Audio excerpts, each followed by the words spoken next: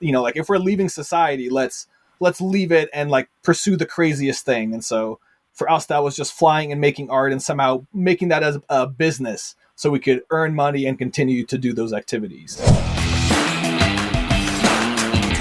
Welcome to the RV Entrepreneur Podcast, the weekly show for nomads, work campers, RVers, and entrepreneurs looking to earn a living or build a business while enjoying the RV lifestyle.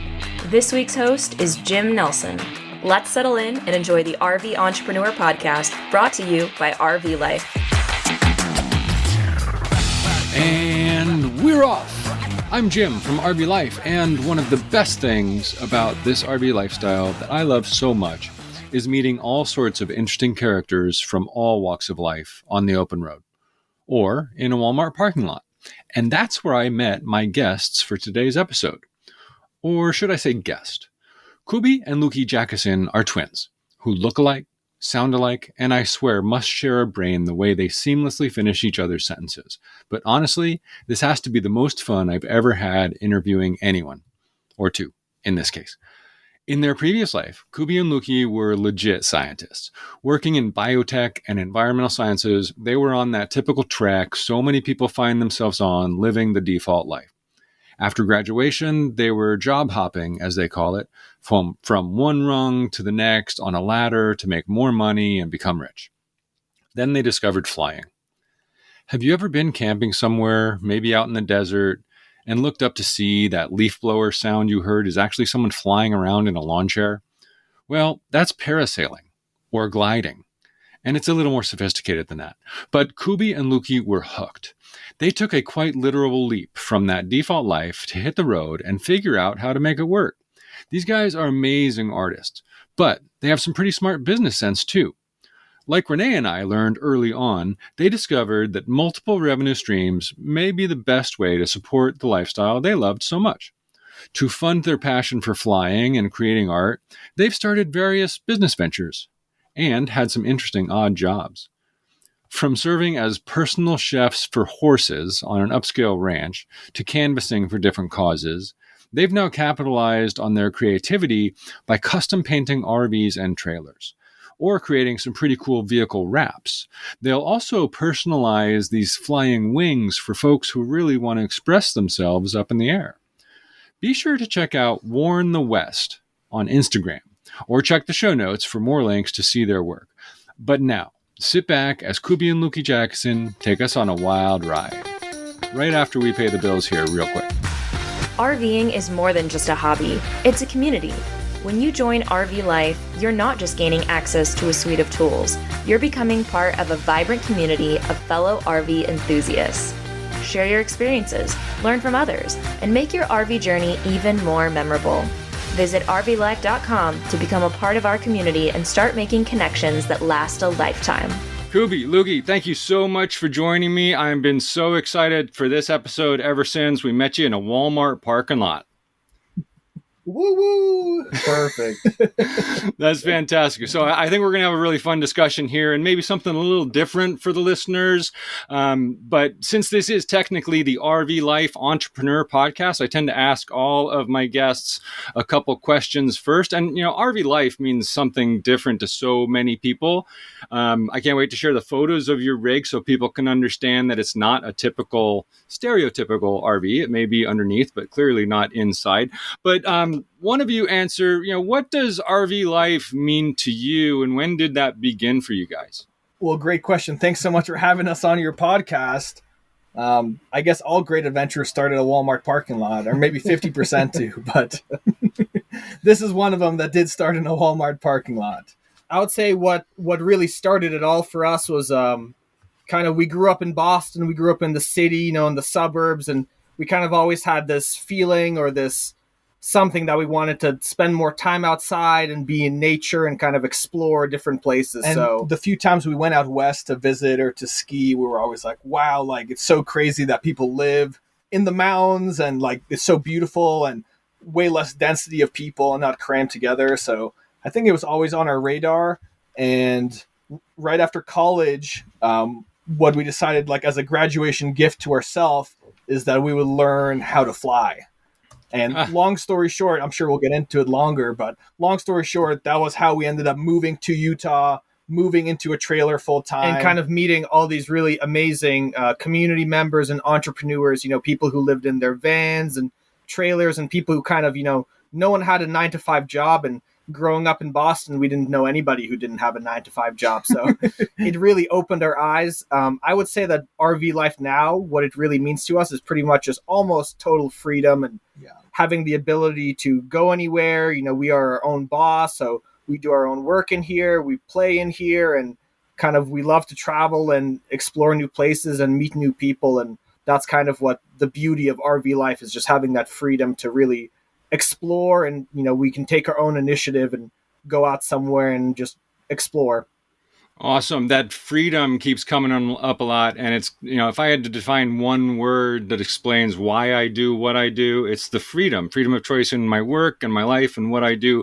And we are going to get into that whole backstory. But why don't you also tell me, what does being an entrepreneur mean to you since you've started to do entrepreneurial things? What does it take to be an entrepreneur? It takes a lot more work than the 9-to-5. Than the 9-to-5. A lot more work and for a lot less money. That's for sure. That's a good summary right there. But, like you grow up working jobs, and, you go to college and you get your first big jobs, and, we were scientists in biotech, but it was always working, underneath some people. And, that's great when you're starting out and learning, but when you're the entrepreneur, at least there's two of us, we're co-founders together, obviously. When you work for yourself, you really reap the fruits of your own labor a lot more than when you work for somebody else. So we're lucky that we got into it about 4 years ago. We decided that we wanted to work for ourselves and kind of make art and paraglide, and we didn't really know how we were going to do that. Yeah. We kind of had to figure it out, but that was kind of part of the ride and part of the fun. Yeah, we knew we could make money in the science and the biotech. But that wasn't the point. Once we learned how to fly, it was about how can we fly every day and live out in nature and have freedom and make art and make other people look fly. And, we were like, if we're going to go for it, like, let's go for like the craziest, like if we're leaving society, let's leave it and like pursue the craziest thing. And so for us, that was just flying and making art and somehow making that as a business so we could earn money and continue to do those activities. And you guys are living a dream that a lot of people would love to have. I want to step back there a minute though, because you mentioned science and biotech, and you've gone from being scientists to sailing on the wind. So let's go back in time a bit and crank up the Wayback Machine. What's the science background all about? When did that kind of come to a head? And then you guys discovered gliding. Talk me through that experience. Like, when was that happening in your life, and what made you like do a 360 720 a few times and spin around and end up in the air? So it all starts, I guess, with our parents. So we're first generation Americans, and both our parents emigrated here from the former Czechoslovakia. They were born and raised in a communist country, and when they had the chance after they were done with college, they escaped, left the country, and they came to the United States. And they always stressed education as being the most important. Education, hard work, and, just kind of keep pushing it. And, they overcame some really, really big struggles so that we could grow up in a middle-class home in the suburbs of Boston. So we kind of owe it all to them, and they're the ones who gave us our strong work ethic and prioritized education and showed that, you can really do anything you want. So they were always pushing us, for the straight A's and to do our homework right when we came back from school. And we obliged them for like 10 years, did the elementary school, middle school, high school. And then, we ended up getting scholarships in college, and we ended up graduating with honors. So we really held our end of the bargain for them. Yeah. Because they obviously helped pay for the college as well. So. Sure. And that college led you into a science degree? Yep.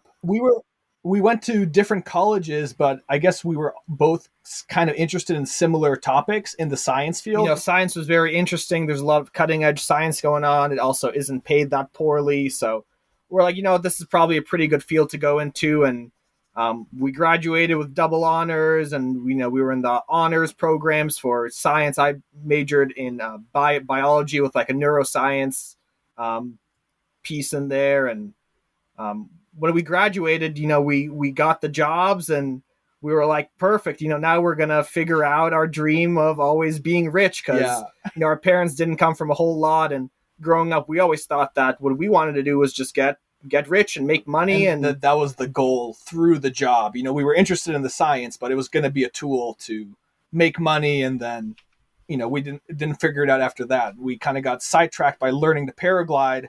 And that's kind of that mindset switch and meeting all those people who were entrepreneurs. And we were like, what, if they're doing it, we can do it even better. There's two of us, we're both driven, we're motivated. And I guess we knew that we could do the science thing, we did go to college, we did get the job. We started in the Boston biotech scene. We were job hoppers, you just jump one startup to the next startup to the best company, get the raise, higher position. We were switching jobs every few months just to get the next benefit. And it was working pretty well. But then, so if you can imagine, we would both wear white lab coats. We would be in white labs. We'd be running experiments or dealing with scientists for 8-10 hours a day. So pretty much the exact opposite of what you see right now. Yeah. And my major was environmental science.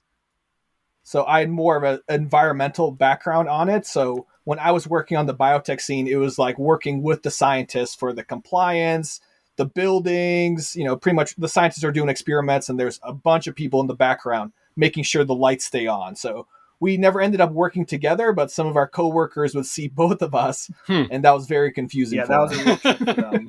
I bet. Listeners, we're going to share some photos here. The listeners won't believe here. You guys, I didn't explain. You guys are twins. You clearly do think alike. You're ending the same sentences. You have a tricked out rig we're going to get into later.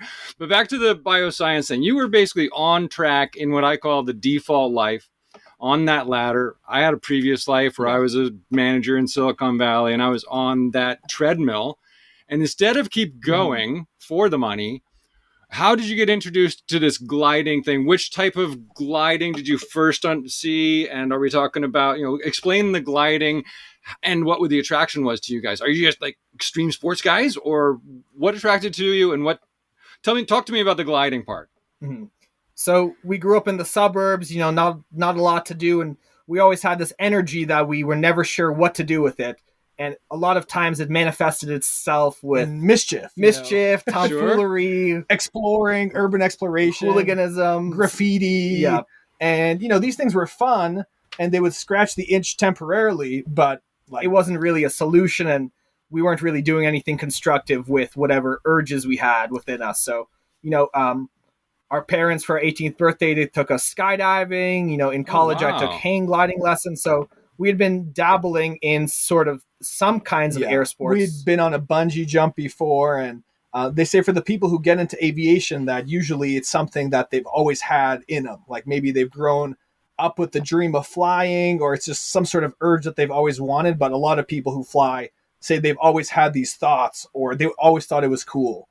And so I guess we were those types of people. We dabbled, we tried a bunch of different things. And then we decided after college, we made our parents proud. We did everything we said we were going to do. And we said we would reward ourselves by getting into one of these air sports. But we didn't know which one to get into. So we did a bunch of research. I called probably 10 different schools all over the country. And eventually we settled on this wonderful school in Salt Lake City. But the sport, on paragliding. On paragliding, on the school. And that really...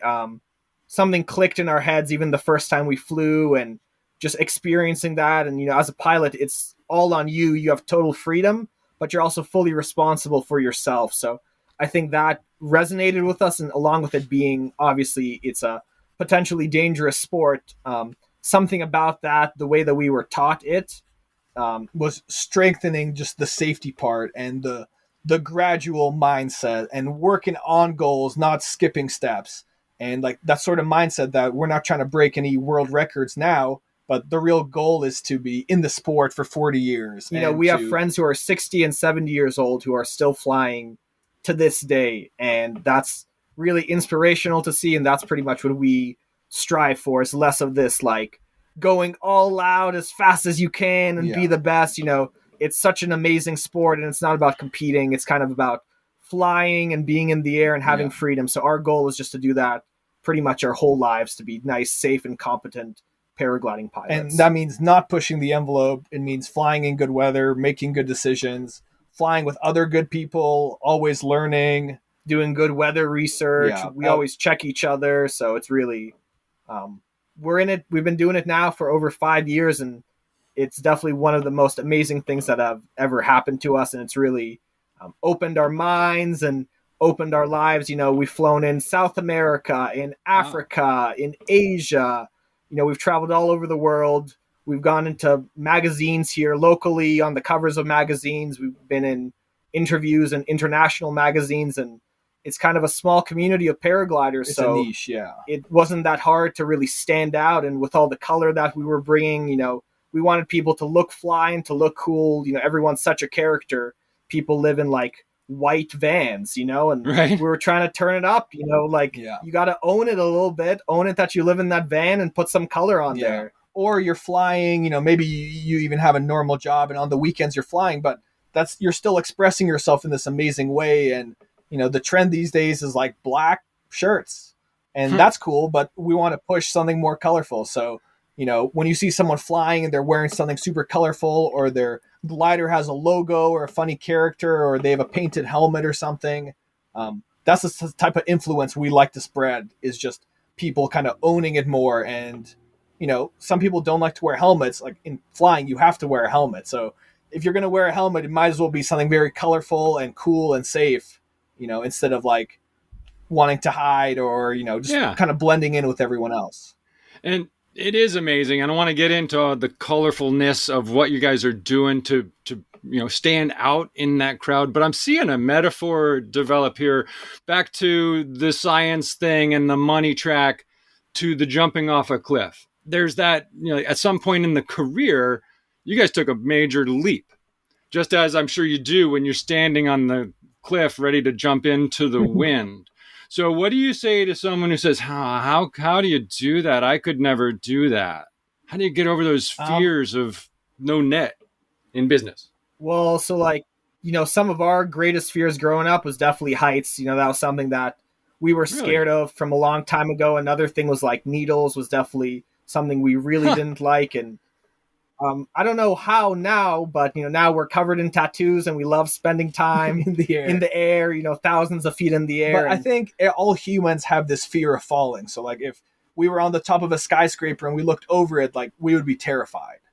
But when you're flying in the air, that feeling has nothing to do with that feeling of fear and falling, because you're actually flying. And it turns out it's actually in good conditions. It's a very relaxed feeling. It's very calm. You know, paragliders only move 20 miles per hour. So we're the slowest aircraft. It's the slowest, cheapest aircraft. And it's really a pleasure to fly. It really opens your mind. And, you know, our longest flight, we flew for 7 hours. We flew 100 miles over this beautiful mountain range in Idaho. And, you know, flights like that, you know, sometimes you can go for a 30-minute flight and it really, you know, makes your whole day feel good, and it gives you this new perspective. But you know. sometimes you want to, you really want to push it, and you can, there's ample room to go out on like the biggest adventure you've ever been on and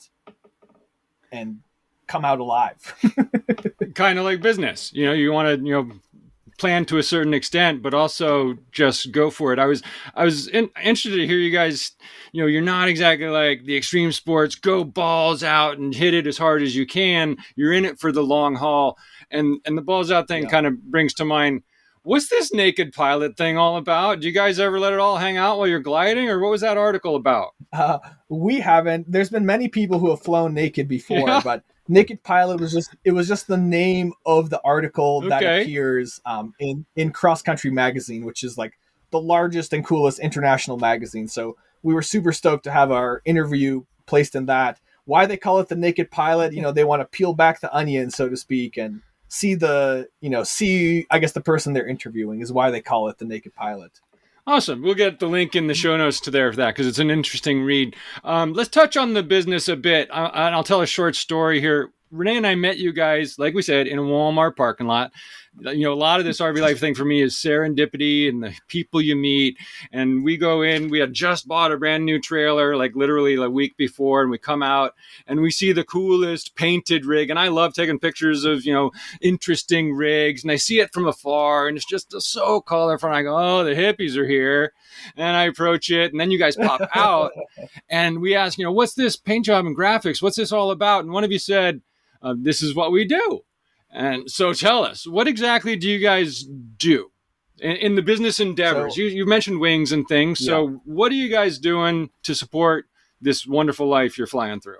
We do a lot of things. So we have a lot of businesses that make some money, a lot that make no money. And you kind of, you don't really know what's going to work until you go out there and try it. So we've tried many things. And some of the things that really work well for us now is that we love painting people's rigs and vans, school buses, expedition vehicles, tossing some beautiful. We use spray paints and air compressors and stencils, and we love adding color to people's setups. Our other main business that we love to do it's called Wing Logos. We love customizing people's paragliders. So like if you want to put your brand or your business or your sponsor on the glider, we're the people in the US to go to, and that's how you can kind of advertise for yourself, but also maybe get paid by the sponsor if you're connected like that. Awesome. Another one of our businesses is kind of just like the clothing and textiles. So for many years we would tie dye a bunch of stuff, and just recently we've been getting more into this sort of synthetic sun shirts where we kind of 3D digital design it. It's a lot better because for 4 years every product we sold was all handmade by us. Tie-dyed and screen printed ourselves, and it's not really sustainable. You don't really make money off of it like that when you're making it yourself. People for years were telling us, that's if you want this to be a business, you have to get them to crank them out in China for you. And we didn't want that with tie-dye because it was just about creating it's our art, so we have to make it. We can't just have some people in China make it for us. That's not okay. But now we've been getting really good at the digital art and everything that comes along with that, and we found a supplier in the US, and so now we can design any design digitally.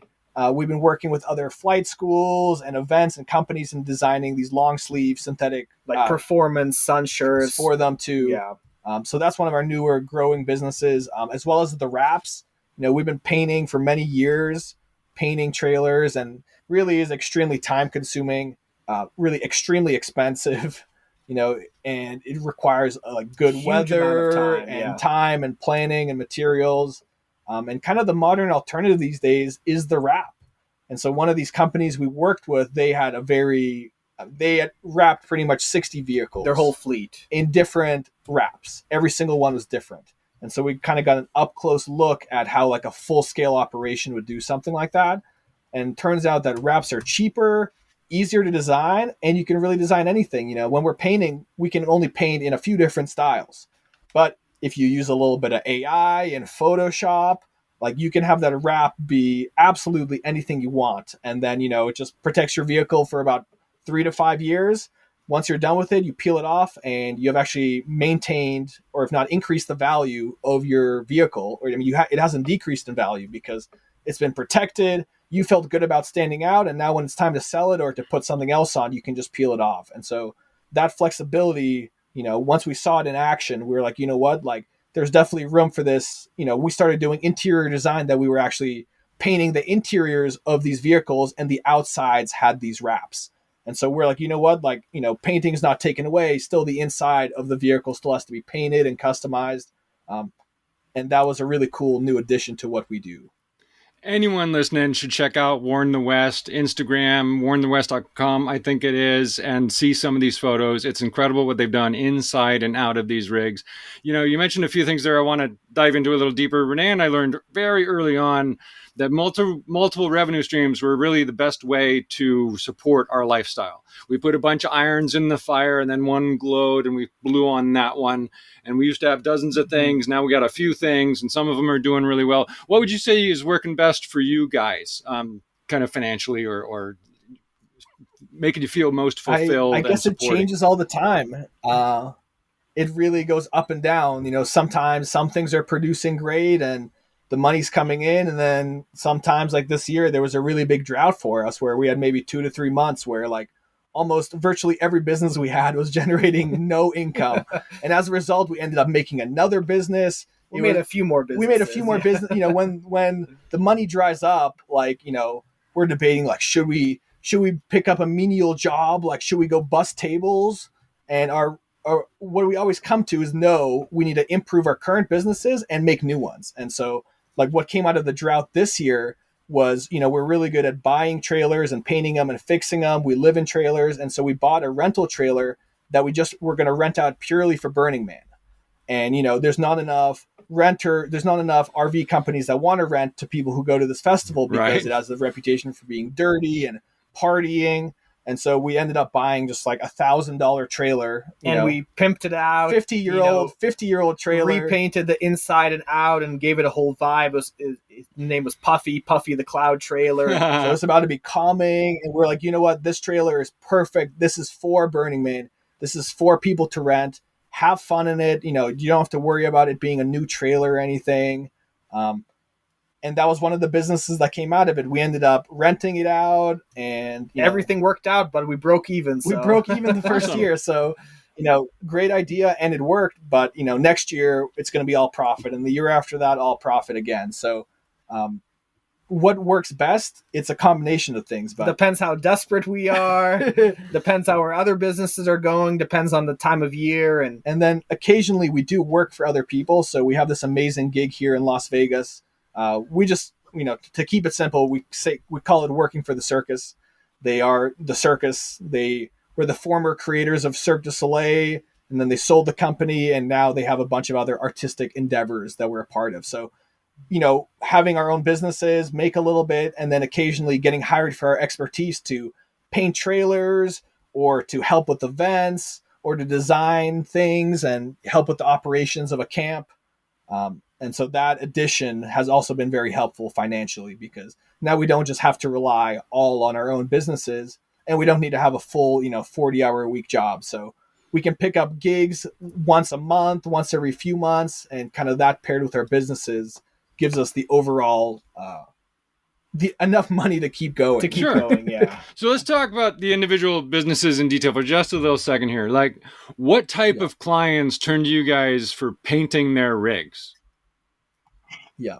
So it's pretty wild. It's a great question and super interesting. So when we started painting trailers, we first painted our own trailer. We bought an old trailer. It was ugly as hell, and we painted it. Everyone said, don't paint it. We said, well, you know, it's off-white and disgusting. It looks like a crack trailer. We need to paint Sure. it. Yeah. And then we kept doing that. And then some of our friends who were paragliders, they kind of caught on the vibe, and they said, you know what? Like, wouldn't it be cool for our school bus or our van or our bus or our trailer? And so our first few gigs were for ourselves, and then it was for our close friends. But, you know, our close friends who are also dirtbags. They're all dirtbags, you know, people who lived in the vehicles that we wanted to paint. And paragliders. And we were like, you know what? Like, this is how we're getting our influence out. This is how we're practicing our skill, our trade. So for the first few years, we painted for our friends, you know, for extremely low prices. You know, people who live in their vehicles and don't have a whole lot of money, kind of like us. So we could appreciate that, and we could appreciate that they wanted to have a flag, beautiful, colorful thing to live in. So that worked for a while, and then we kind of realized that we knew it wasn't enough. Just like with all of our businesses, at one point we realized that we aren't making enough money. We're not charging enough, and all sorts of things. And what really changed it for us was getting hired by these Vegas people, by, you know, this ex-Cirque du Soleil camp. And that was to just paint RVs and trailers. You know, we came in, and the first thing they had us paint, they didn't know us, they had us paint a bathroom. And then they liked the bathroom, and we painted 2 more, and then we painted a trailer, and then we painted 3 more, and now we have art in all 60 vehicles at the end of the day. Nice. So, and, you know, an example, like their budget was in the tens of thousands of dollars versus we were painting for the low thousands. And, you know, a super professional could be charging $50,000 to $100,000 for a full custom paint job. So the range is really big. But through our New Vegas connection, they cater to people on the wealthier end of the spectrum. You know, upscale people who really appreciate art, and people who like Burning Man and that sort of scene. And that scene has a lot of really amazing people who love expressing themselves, and people who have the funds to really be able to afford high-end custom art. And so now our art was being broadcasted or shown to, a much different demographic than paragliding dirtbags. Yeah. We love paragliding dirtbags. Yeah. We're Self-identifying dirtbags. But for art to be worth something, it's so subjective what art is worth. And most of our businesses are some versions of art. So you really need to get it in front of the right people who have the funds, who are willing to pay for it, and who can appreciate it. If you're anything like Kubi and Luki, you love to get way out there, off the beaten path. So let me tell you real quick about the King Extend Pro 5G cell signal booster, the ultimate solution for boosting your cell signal on the road. Perfect for RVs, trucks, and trailers, the King Extend Pro enhances voice and data coverage for all U.S. carriers. Enjoy better connectivity whether you're parked or on the move with no contracts or monthly fees. Use the King Extend Pro Plus model and enjoy double the boosting power with a second set of antennas. Enjoy the mobile RV lifestyle while staying connected with 5G-ready technology and versatile mounting options. For more information, visit kingconnect.com and see why King has been an RV connectivity leader for over 2 decades. RVE podcast listeners can save 15% with code RVE2024 at checkout. That's beautiful the way you put that. And I wanted to talk to you about the whole Cirque du Soleil thing in a bit, but let's go there. So it sounds like you're painting for them and you're painting like a fleet of their rigs that travel with the circus, or is it sets, and how did you get a connection with an outfit like Cirque? The details are hard to talk about. They can be confusing. And the whole situation is confusing. The whole situation is confusing. But we ended up, I guess how we got involved, that we had a mutual friend who was working for him, and they were unloading these 60 vehicles. This was in the building phase of the company. So they were building these custom vehicles. And he realized that, he used to build out Sprinter vans. So he finished one RV and then he tried to paint something and he realized that he wasn't a painter.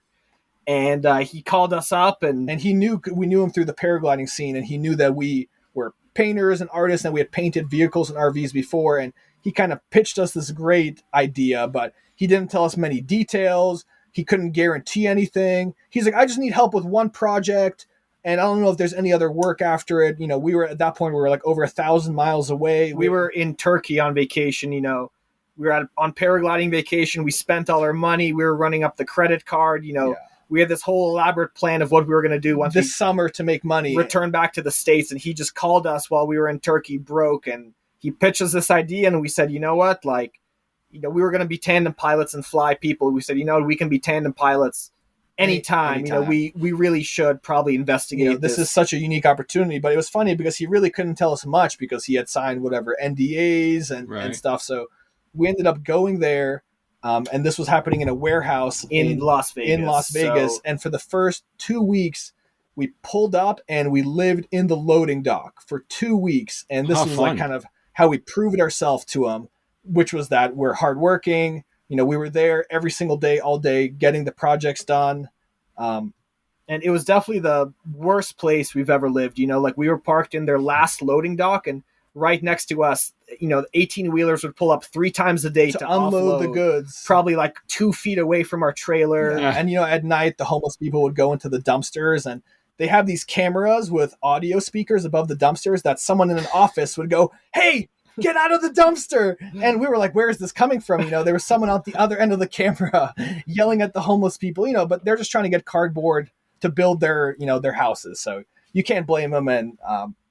And it was really hard the first few days. We couldn't even get a hold of them. For 3 days, we couldn't see anyone. No one was there. It was summertime in Vegas. It was like 110 degrees in this parking lot. And we were like, wow, this is really the roughest start we've ever gotten somewhere. And because typically to make stuff happen, you can talk about stuff all you want, but we know just showing up is how you get it done. But we showed up and it was a really slow start, and eventually everything really got kicked into place.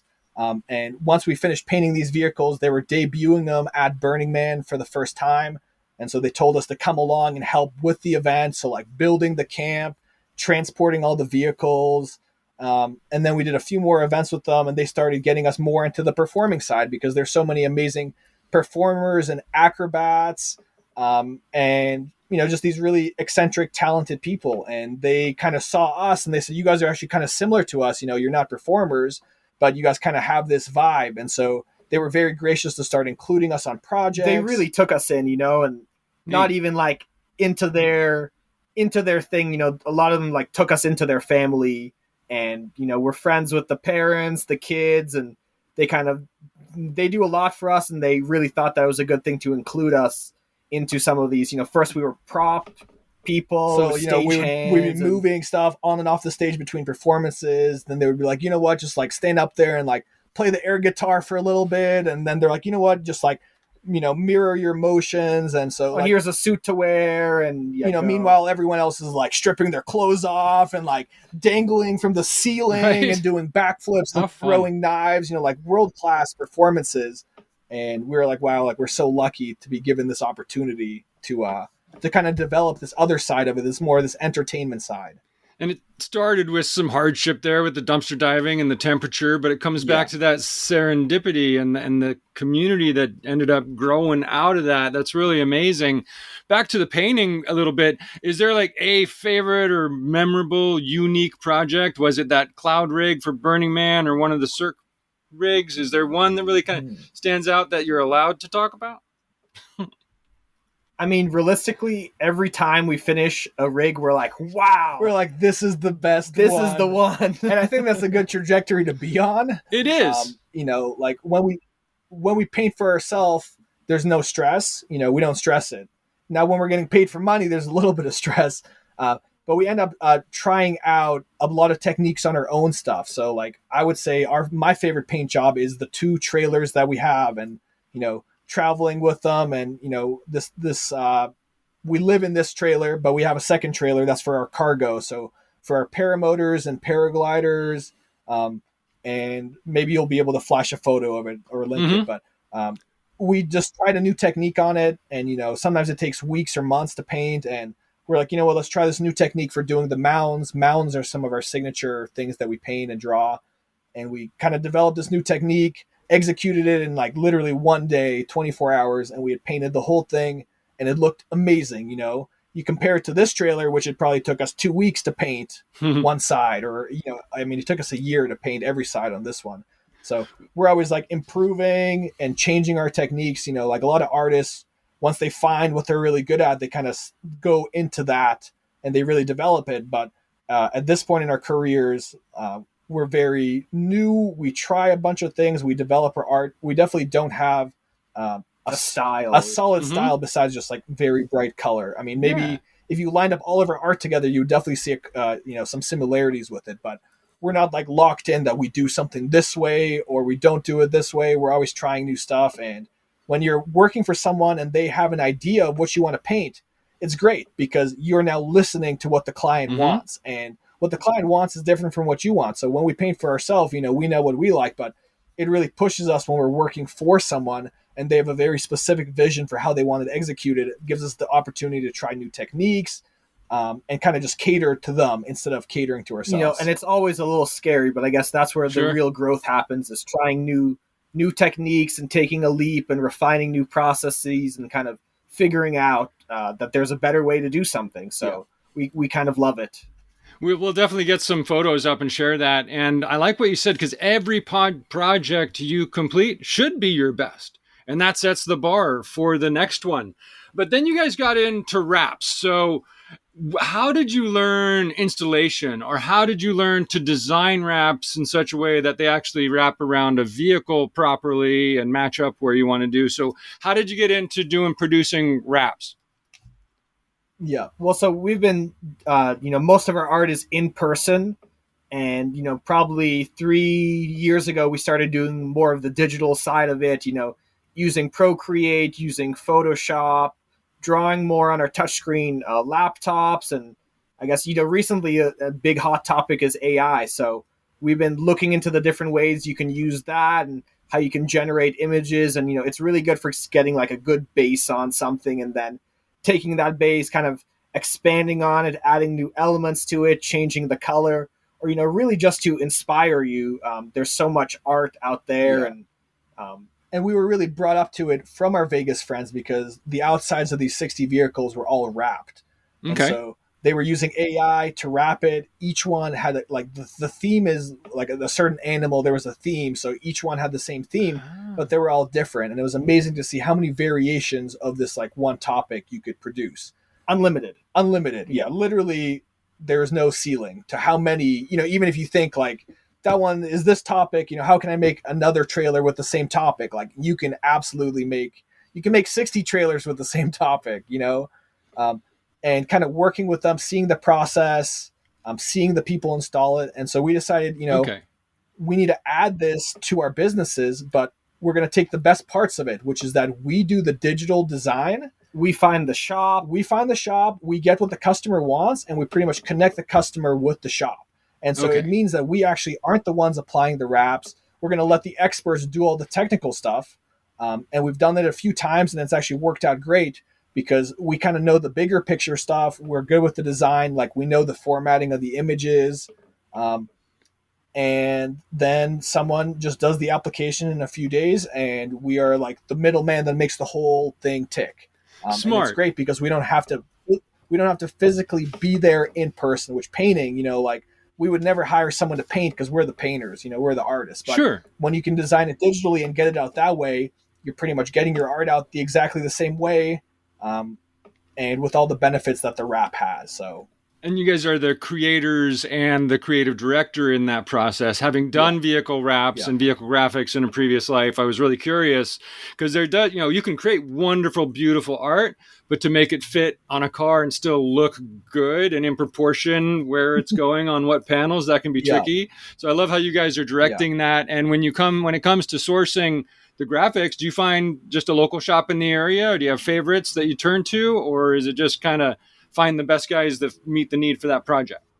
Yeah. I mean, we like to give clients like a few quotes. So, if they're saying they're in Salt Lake City, or if they're in Las Vegas, or they're in, Colorado somewhere. So depending on where they are, we want to find a few shops that are kind of close to them. And then, we would call up like 5 or 10 different shops and get a good overview of what different companies would charge to wrap this, different places use different vinyl that's higher or lower quality. Like if we're wrapping a sports car, I mean, if you know wraps, you understand that there's different types and how they go over edges and stuff. So it really depends on what the vehicle is and what the budget is. So I think by us calling around and getting a bunch of quotes, right, we're giving our clients like the power to make the decision, or they can go with their favorite wrap shop or whatever, but we're going to kind of connect them and call everyone, get the prices, and we're going to let them ultimately make the decision of who they want to choose.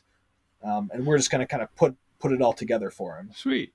So being the creative, artsy type that you are, it seems you have some incredible business acumen. So does that go back to the previous life in science? I mean, you guys are like this left brain, right brain chaos going on because you're incredibly creative, but you clearly, what you were just explaining there with the project management type of thing, you got good business sense too. So are one of you, what roles do you play, or do you both do everything? And how do you balance that kind of, a lot of people who are artists can't do the business thing, but you guys have some good business sense, and other people aren't like real good artists that way. I think we've kind of been entrepreneurs our whole life. So I think our first successful business we had was in middle school and high school, where we would buy used Jordans from Nike Air Jordans, like hip basketball shoes. You'd hop on the Red Line, you'd hop on the T on the train station, you'd go into inner city Boston, you'd meet up with someone you had never met before and exchange money for goods. And I don't know how our parents ever let that one slide, but it was the start of our first business doing that. And we would buy these sneakers for a good cost. We would clean them up, and then we were really good at taking photos, repainting them, taking good photos, and then we would list them on eBay online and sell them. Sweet. And that was kind of like we probably had over 100 pair of shoes at one point, and we were wheeling and dealing on eBay and getting the good deals in person in the city, and that kind of like, from an early age, we're like, okay, we don't need the new product, buy it used, fix it, paint it, you paint something, it looks brand new, and then sell it for more. And that sort of, has carried on for trailers. Like when we buy a trailer, like we're buying like old broken trailers because we can get them from a really fair cost, and then we don't have to hire anyone because we have most of the skills now to just fix the things. And once everything is fixed, you just paint everything inside and out, and it really makes everything look new. When you have the 25-year-old faded white cream, it doesn't really do it. Like it kind of looks a little bit janky or not cool. But you take that same 20 or 30 or 40-year-old trailer, you put a new paint job on it, it kind of gives it a brand new modern spin. So instead of people spending a bunch of money on a new trailer, you could always buy a pre-owned one and get it painted your way or get it wrapped your way. And once it's painted or wrapped, it feels like a new trailer. Yeah. And you have that entrepreneurial sense. You did, and you have that entrepreneurial sense from the beginning. Long story short, I was a preteen, and my first entrepreneurial experience was I was selling guppies. Because I learned that fish breed, and all of a sudden I had tons of fish. So I actually put a sign out on the road, guppies for sale. Yeah. And a guy wanted to feed him to his Oscar, and I wouldn't sell him the fish. So here I am later, quite the entrepreneur. Talk to me about the wings for a minute. So listeners may envision a hang glider, like a fixed wing, but mostly you guys are talking about, it looks kind of like a parachute, and you guys have a big fan on it and you're flying around. So there's plenty of real estate on that thing to customize. What process are you using? Are you painting those or stitching them? How do you customize a wing? Yeah. So we have this lightweight, really sticky nylon material that's of similar material of a paraglider. And we have shops around the country that we send them the material. They cut it on their $100,000 machine. They send it back to us, and then clients will ship us their paragliders. And then we can throw it all together, apply it in 1 or 2 days, and ship it back. And these paragliders, the really amazing part about them is that when they're, stretched out, they're 40 feet, they're really big. But when you fold it all up, it can fit into a backpack. And that's why paragliding has really overtaken hang gliding. Hang gliding is kind of slowly dying out because the hang glider is kind of a fixed wing aircraft. Even to transport it, you need a big rack on your car, and you can't hike with it versus a paraglider. You can hike up any mountain or hill in a backpack, kind of lay it out and take off and fly. And that sort of flexibility is why paragliding is really dominating, as far as ultralight free flight sports in this country and in the world. And you can personalize these or get sponsor logos on them. Is it like an applique process? Because you're getting these two materials. Are you stitching or gluing? How's that working out? There's an adhesive on it that connects the two together. But the real challenge is that when the wing is inflated, it's a 3D object. And when we print out the logo, it's a 2D logo. So, and turns out there's no straight lines on a paraglider. Every single thing is curved. Yeah. So that makes it a real challenge. Paragliders have a lot of lines. So sometimes we are making these logos go through 10 to 20 lines, and we have to fit the logo really precisely so it still looks straight and even, and so that it doesn't change the paraglider. So it's very tedious, like there's a reason that there's no one in the US who does it besides us, because it really takes two people who know what they're doing. And like many hours, a whole day, 2 days. We love tedious art stuff. So it's like absolutely perfect for us. But most people, sometimes we make logos for people and we send it to them. And let them apply it, because if they want it for a cheaper price or they're not willing, they can't afford what the installation costs, we'll just send them the logo with directions. And, it is possible, and we do instruct them as best as we can. Right. But, it's the kind of process that if you did it with your partner, you guys would hate each other by the end of it, most likely. If you don't have good communication skills. And like stuff you guys. Yeah. So you're also customizing what I saw, some helmets and other type of things. So will people send you their helmet if they want it to, say, match their wing or personalize it that way? So painting helmets was one of our failed businesses from the past. And, we made probably like 30 helmets and people loved them. It was really for the culture. 4 years later, people are still wearing them, but we were never charging enough. It took so long to make them. So it was a very tedious process. We retired from the helmets, and recently, probably about a month ago, this pilot, she's the best female pilot in the whole world. We've done some logo stuff for her. And she said, for years I've been trying to get a custom painted helmet. Like, will you guys make me one? And we said, yeah, for you, we will make it. And we increased our prices. And I don't know if this is something we're going to continue to do. Sure. Because it really isn't lucrative, and the amount of effort it takes is really astounding. It's hard to explain how much effort it takes. Because, like, you think that a big wall is easier to paint than a helmet, and yeah, it's true. But the helmet uses a lot less paint, but technically how you get all the coats on and stencils and paint, it's very challenging with the helmet. So it might be a one-off thing. It might be like one of these super exclusive luxury things that we do for maybe, a real big chunk of change. We reserve it just for the professionals who can afford it, and not really bring it to, the normal public sure. who wouldn't really be able to afford a service like that. So that's one way to do it that, protects our time, and the money we put into it is not have to worry about, doing 100 a month, but maybe 1 or 2 a year. Sounds like one of those live and learn projects or work and learn projects. It's one of those irons in the fire that didn't glow so hot. But you got the painting, you got the wing customization. What kind of equipment are you guys carrying? When we saw you, you had the trailer and the cargo trailer, and you clearly have like fans and seats and wings and stuff. But what are you carrying equipment wise to do what you do? We carry a big box filled with spray paint. We carry a huge 30-gallon air compressor that we use for a ton of painting. A bunch of tools, anything we would need to fix our setup on the road or work for someone else.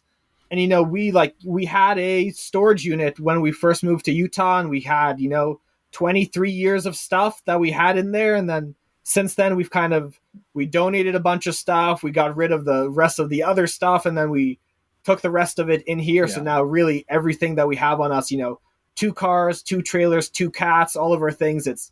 Now we travel with everything we own. Yeah. So, like if it's not getting used, it has no place in our setup because we're burning gas. Yeah. We're paying money to buy gas to transport this 2-pound thing. Yeah. We're like, what are we doing with this? We've really, over the years, we've been downsizing.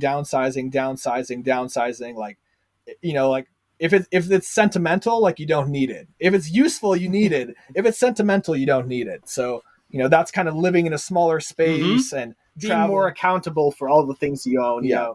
These days it's really easy. I mean, if you live in a house and you've been alive for decades, it just piles up.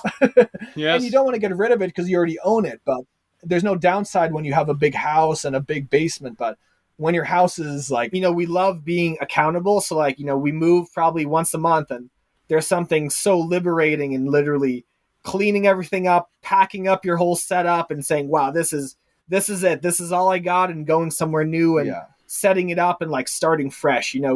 It's impossible to have stuff pile up because every month we have to put everything away. Yeah, or every week, depending on how frequently we're moving. And that's part of this whole lifestyle that we love so much. We have one rule. It's like no single use, no single purpose items. Like everything we have, like when it comes to the kitchen, you got to have, there's certain things we don't have because they do one thing. Everything's got to have a multiple purpose. But to wrap up the whole business thing, the Cirque job, that's just amazing. That fell from the sky. And you mentioned odd jobs. Have you guys ever done anything really odd or done anything else out there to supplement the income? Like you maybe heard the work camping concept. Have you ever done any odd jobs that people might want to know about? Lots of odd jobs. We were horse chefs for a while. We worked at this upscale horse ranch. There was 40 horses, and each one had a different diet. A different mix of grains and antibiotics. And you would go into the stable, and when the horses heard that you were cooking up food, they would start kicking the stables. And we have to knew the names of all the horses. We had to know where they lived. We would take them to their stall, clean their hooves, and then go cook up their horse lunch for them and give it to them. That was an absolute odd job. It only lasted, I think, 2 to 3 weeks. One horse freaked out in the stable one day, and it did this double barrel kick, and I was standing right behind it, and it came very close to killing me. Yeah. And the lady in charge, that was the last day we ever worked there. She said, I can't be responsible for something bad happening to you guys. So that was the end of the horse chef job. Another eccentric job we had was a canvasser. We were in Phoenix, And they were like, canvassers essentially walk around in public places and collect signatures for like social movements or for political candidates or for stuff like that. We were doing one to end predatory medical debt. And, we're outgoing people. We're kind of introverts sometimes too. And this job, it really forced you to. It was like, here's a clipboard, here's a badge. Go bother people. Doesn't matter. It's Saturday and they're with their kids in the park. They would throw us into a public park or on the street corner, and you would kind of just walk around, and you had to kind of talk. You had to approach someone in a friendly way and then pitch them on this idea of whatever the idea they're giving you their name, their phone number, their house address, their voting stuff. So because you need all that information for it to be a valid signature in the petition. So there was very specific ways for how that information was collected. For example, if you wrote anything on the same line that they wrote it on, it was thrown out. And so that was a great job because it really forced us to be super social. And it was just funny. It was just a funny job, honestly. That's amazing. One of Renee's very first jobs way back when was walking around the mall with a clipboard. So she'll be just to hear about that. So back to Warn the West. Why the name? What should people be warned about? We don't have a good answer for it, honestly. It's a little embarrassing. It's a little embarrassing over the years. People ask us and we can tell them the truth, but the truth isn't that cool. And, you can kind of infer, we're from the East Coast and now we're out West. So we were warning the West, but really we were just looking, it was from one of our favorite rap songs. And, sometimes people tell you the name of their business and you look it up and you can't because there's a million Blue Lotus embroideries, So we were trying to have the name of the business be something unique that hadn't been used. And turns out this one phrase, Warn the West, that wasn't a rap song that we had been we would casually mention it. We would just say it. It was just like a catchy phrase.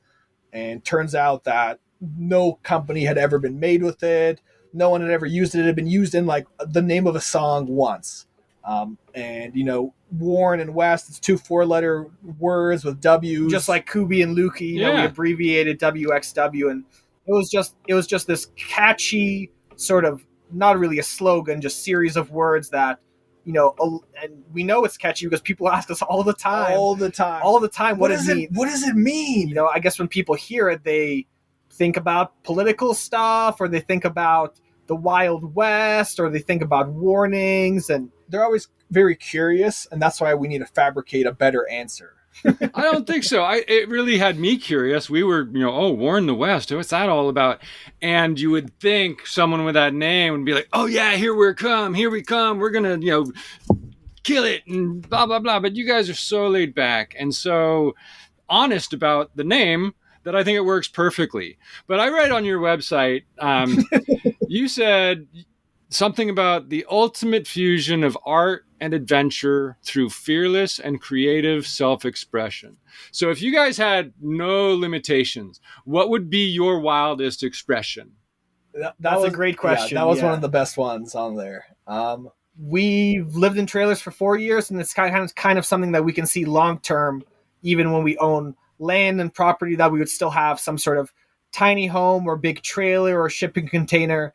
And really the pinnacle of what you can live in on the road, really the pinnacle of that is the motor coach. The luxury Prevost bus, which 45, 50-foot diesel pusher. These days retailing for over $2 million. $1 to $2 million.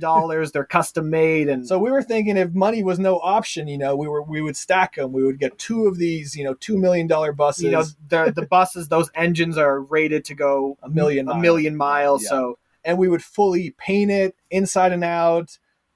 We would kind of go on tour with it across the country. The people who own these things, they're all pretty fancy. They're pretty upscale. And a lot of them are luxurious. They have the marble or the mirrors. And what we would do is take this thing that is like a status symbol for a lot of these people, and we would just pimp it out, crazy colors. It'd be the kind of thing that if they ever saw what ours looked like, they'd be like, who is that? Yeah. What did they do to that thing? And they butchered it from the fancy, luxurious style. So I think if money were no object and we would each have one of these beautiful luxury motor coaches, and they would be painted up, and it would turn heads everywhere we go. I would love to see that. And it's true. It's like they're so pristine. To see one just all gaudy as heck and blatantly loud colors, that would be really cool to see. One of my big pipe dreams would be to build a little container property and get a couple containers and stack one and have them kind of angled. Yeah. And I'm calling you guys to paint it. It's funny you say that, because when we saw the question ahead of time, we're like, what is everyone going to answer? And we're like, to build your own property with shipping containers. Yep. That's what we want to do too. It seems like that's almost everyone's dream. So we were like, you know what? Let's not say that one. Let's try to go with this other one. But yeah, that is also our dream as well. So I'm pretty predictable. What do you guys predict? What do you guys predict is next for Warn the West? What's on the horizon, guys?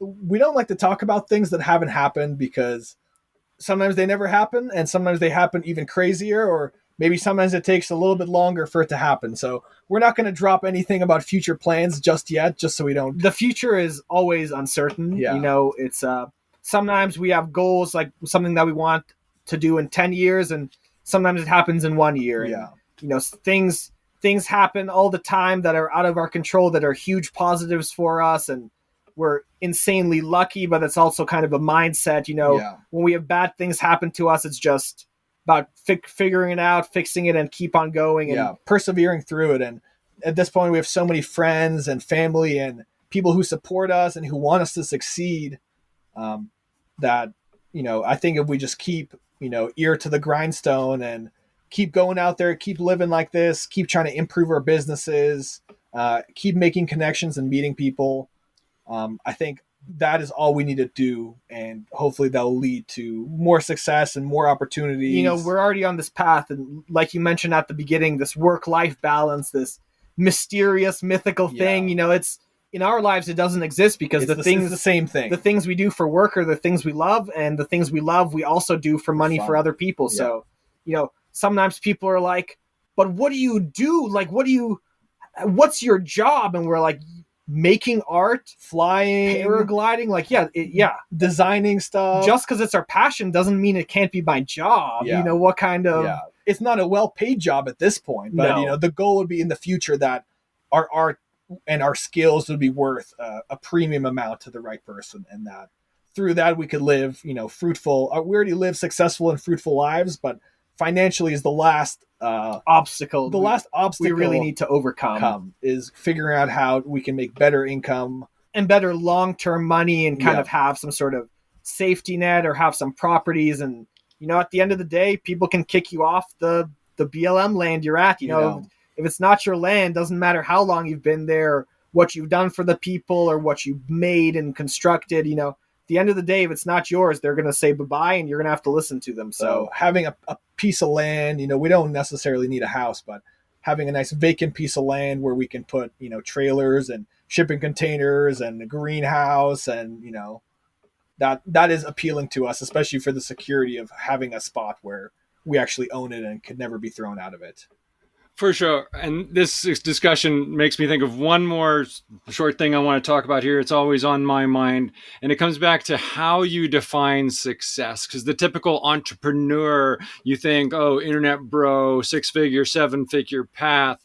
But, you know, I could be making a lot more money, or could have in my career if I stayed on it.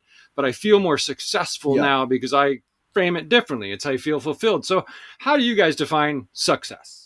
I mean, I feel like we're insanely successful, and I feel like it's more of a mindset. You know, it's about appreciating what you have, appreciating where you are. You know, I think if you ask, you know, the classic interview question, asking rich people if it's rich and famous people if it's worth it, you know, kind of across the board, I think most people say that they had a better time when they were broke and nobody knew who they were. So, you know, we're really thankful about where we are. We're really thankful about how far we've come, and all the people who support us, and the things that we're able to do on a regular basis. I would say we're very successful, not financially, but I think living the lifestyle and being able to, you know, give the time to making art and flying, you know, the time that it's deserved, which in some cases can be every single day, you know, like I don't want to sit in an office every day. I would love to fly every day, but, you know, it's also doing work that you care about and you're passionate about, you know, like the weekend doesn't exist. Like, we work every day.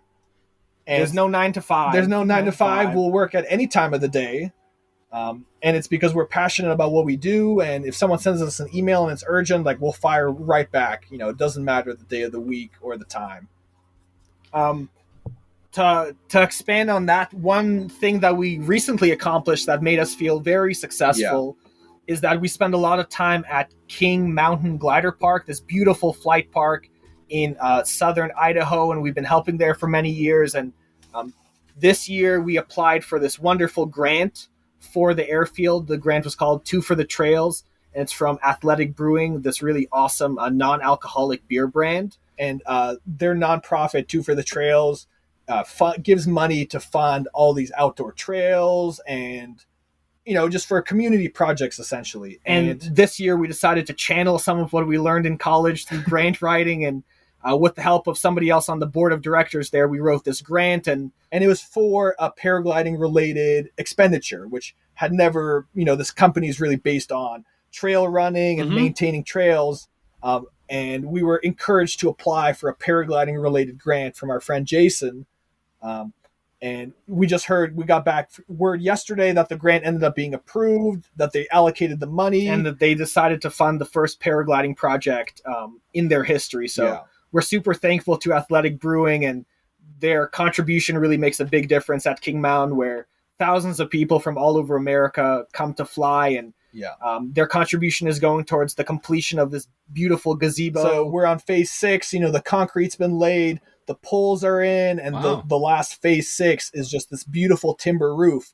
And this is kind of a communal spot on the airfield. You know, the airfield's owned by a nonprofit too, so it will, forever it'll be free for pilots. And this will be one of these structures that people can gather around, sit in the shade, you know, campfire, you know. It's a real community piece. So we're really appreciative of Athletic Brewing through their funding to fund this community space for aviation professionals and recreationists, and it's really going to make a big difference for everyone who enjoys the great outdoors at the King Mountain Glider Park. Beautiful, and good on you guys for helping with that take shape, and we'll get some links in the show notes about that. What are you guys most proud of, and where can people learn more? Best way to learn more is just check us out on Instagram. We post just a bunch of cool content, us living the life, flying, making art, and kind of living this not sort of typical lifestyle. We have a great website, warnthewest.co, that has tons of our trailer painting, tons of our wing logos, and more information about us. And that's a great way to be able to see kind of our portfolio of work is all on there.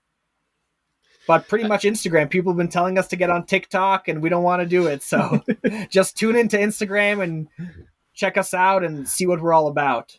I'm with you there. We're following you. I encourage everyone else to do as well. And next time I see another fan in the sky flying around on a lawn chair, I'm going to be looking up and checking out the wing to see if you guys are involved. So I was really excited to meet you. I look forward to following you. Thanks for joining us. Thanks so much, Jim. Yeah, really appreciate it. Thank you for having us. Look, up in the sky. It's Kubi. It's a Luki. It's Warn the West.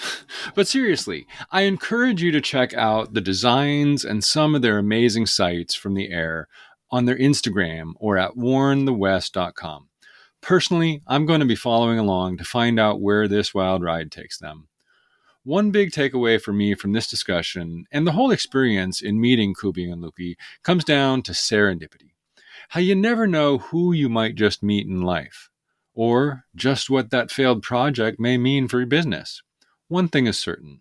Sometimes you just got to wing it to figure out where you're going to go land with either. Most importantly, I encourage you to redefine success the next time you think you're not good enough.